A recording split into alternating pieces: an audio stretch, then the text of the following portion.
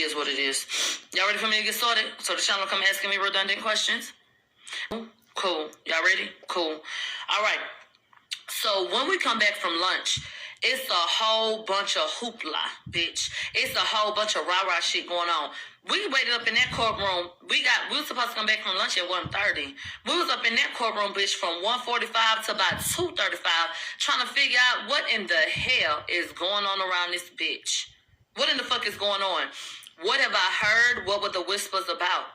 We can talk about that at a later time, because I'm hearing a lot of different things, and I want to put some more context, you know what I'm saying, to those things, and I want it to make sense, okay? But we'll talk about it. But we had to sit wondering what was going on for like an hour, right? So at about 2:35, the jury comes back, and there was a concern about one of the jurors because someone went on social media, bitch, and said that the juror was in the elevator, you know, with, you know, the defense, maybe some members from the defense in terms of maybe Tory, or I don't know what the fucking story is because I was not on said elevator. So I don't know who was on this elevator, but what I have been told is nothing out of whack took place. No conversation was had. People got on the elevator and got off. To solve that problem, make sure that your jurors have a way to get home. Make sure they have an escort going to where they need to be, and that wouldn't be an issue. We're in a public place. You got a lot of people trying to get to where they're going, and, you know, that's just that, okay? EJ is here, right? So EJ has his wet and wavy, as I expected, and he had on like this hot pink blazer, and you know, just a little one too, the pants and all that kind of shit like that. And so he comes up in the courtroom. And let me say this before I get started. EJ has been the most solid witness so far. Oh, yeah, put my cash up, bitch. Hold on. So EJ was the most level-headed, to me, the most honest and upfront nigga that came through I want to give a hand clap to EJ. I appreciate what he did today. In terms of just coming and not wasting our time. I'm from Houston, Moniece. I like you, bitch. I've been like you since Love and Hip Hop. Crazy ass. So, but I know you ain't crazy, bitch. I identify with a bitch like you. That's why I like you.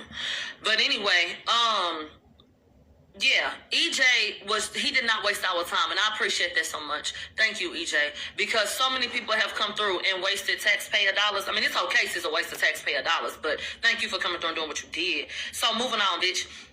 First witness is EJ, Eric Culberson. And so they said, have you made, this is the defense's witness, so they're questioning him.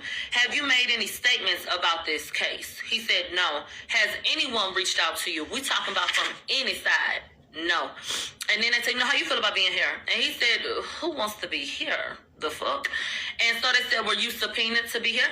And he said, yeah. And then they said, let's go back, you know, to the night in question. Do you remember Kylie's house? And then how that, you know, who was there when y'all got there? He said, first of all, I went with Megan and Kelsey. And when we got there, Corey, Kylie, and some of her friends and her security were there. All right? They said in 2020, about how long had you been knowing Megan? He said maybe about a year and some change. You know, I was a stylist and a friend. And then they said, okay, but on that night, you were also enlisted like as a driver. He was like, yeah, on that night, I did drive. And so they start asking, usually when you have security, they're the ones who pretty much handle things, the security. He said, yeah. They said when you don't have security, are y'all kind of out there on your own or what? And he said, yeah, you know, we protect ourselves. And so he said, well, how do you protect yourselves? What does that mean? He said, well, we have tasers and mace, and we'll have them in our duffel bags and shit. Now, bitch, I don't know about you, but her security wasn't there that night. So whenever y'all wouldn't have security, you're telling me that you would have items to protect yourself. So now I'm already thinking in my little motherfucking head, bitch, could a gun be in a duffel bag? It's possible. Moving along. So, they asked him, how did he protect himself? What did they mean? They said, besides a taser or pepper spray, were there any other weapons? And then he said, oh, look, they go, Ed. Come on, Ed. And I'm going to keep on talking. Slide on in here. So, besides the taser and the pepper spray, have you seen any other weapons? He said, no, not that I've seen. They said, any handguns? EJ said, get into this bitch salivating. EJ said, I've seen things that look like handguns. Anytime without security, have you seen guns? He said, I may have seen things in bags. Oh. Have you ever asked what the shit was in the bags? He said, no, because I mind my business. They said, what kind of protection, did you have? If there wasn't security, how was you protecting yourself? He said, I've never really needed to protect us, but, I would have a taser. They said, explain how you protect yourself with no security. He said, I've never needed to, but we would have tasers and mace in the bag.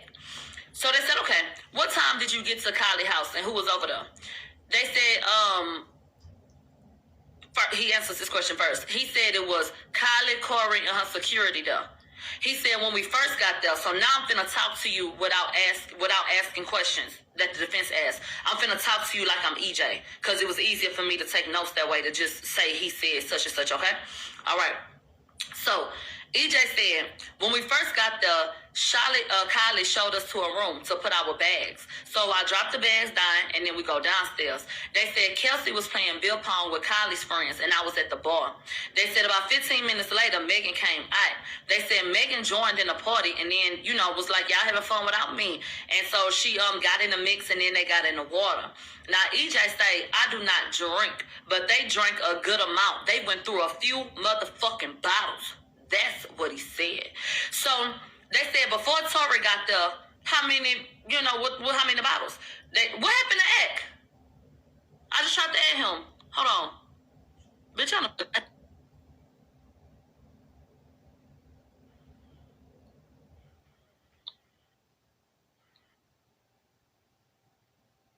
And then while we wait on him, I just sent you another request. But while I wait on you, let me continue on. So, he said I was at the bar. He said so 15 minutes after that, Megan came out and Megan joined in the party and got in the water. He said I don't drink, but they drank a good amount. We went through a few bottles. They said before Tory got there, they went through probably 6 or 7 bottles. And then EJ said I even remember saying, "Damn, that's a lot of bottles." He said Kelsey was in the pool with Megan at the time. He said I ended up seeing Kelsey floating on the opposite side. Now I got a motherfucking question. Well, all due respect, but take it how you want to. Do y'all do cocaine? How fucking drunk you gotta be for EJ to see you pass the fuck out on the pool floaty on the other side of the motherfucking page? It says academics is unable to join. Not sabotaging the live. Academics, can you please try again? Because I'm trying my best to ask you. Hold on, let me try again. You see how they do? Child. So, is cocaine involved? Or bitches just got that fucking wasted? That's crazy to me. Anyway, he said, I saw Kelsey floating on the opposite side of the pool. Okay? Knocked the fuck out. Do you know you could have drowned? Do y'all know how Whitney Houston died? Do you know how her daughter died? Do not think that you cannot drown in a damn bathtub, let alone a swimming pool. Okay? So, anyway, he saw Kelsey floating on the opposite side of the pool.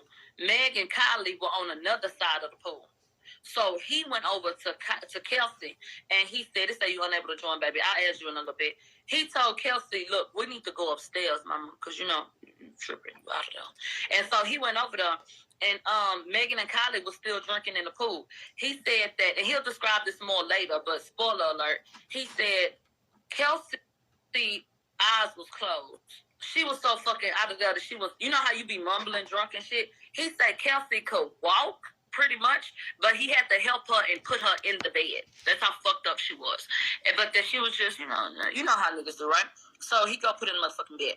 He said, when I came back down, people had left. So it was just me, Kylie, Megan, and a friend. But they was still in the pool drinking. He said Tory got there probably 30 minutes after Megan called him on FaceTime. She FaceTimed him. They said Corey was sitting up there like, child, are we wrapping up this party or what's going on? Because people are leaving and all this, that, and the third. Okay? I'm going to tell y'all something else and we're going to get there. But EJ said Kylie was excited about Tory coming. That she asked about him a couple of motherfucking times. Anyway, by the time Tory got there, it was just them. So, you know, that everybody was kind of, you know, chilling. They had stopped doing what they was doing.